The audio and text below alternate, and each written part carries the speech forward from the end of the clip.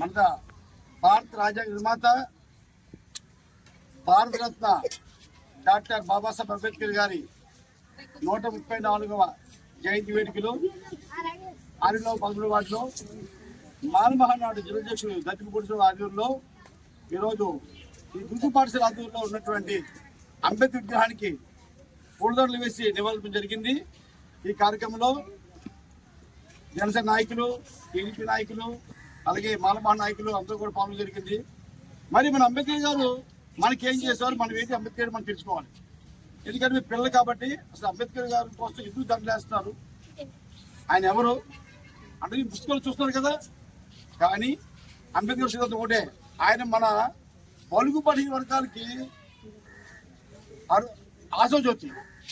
మనందరూ పేదవాళ్ళు ఉండేటప్పుడు మన అంటరానితనాన్ని నిర్మూలించడం కోసం ఆయన ఎన్నో బాధలు పడి ఆ టైంలో చాలా కష్టకాలంలో 7 డిగ్రీలు చదివే మహాన్ వ్యక్తి ఆయన.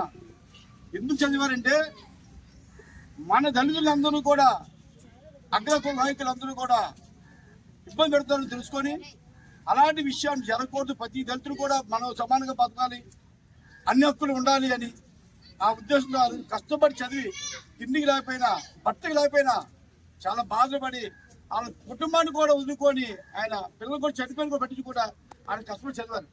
ఎందుకంటే చదువు చాలా కీలకం. ఆయన ఒకటి చెప్పాడు, ఎవరికి ఏదైనా రాజ్యాంగం అంతా పొందుపరిచినా కూడా చదువే ముఖ్యం. ముందు ఫస్ట్ చదువుకోవాలి, రెండోది పోరాడాలి.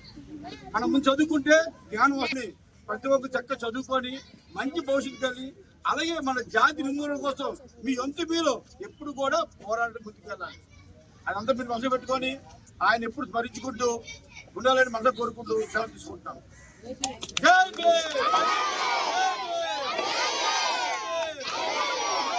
అంబేద్కర్.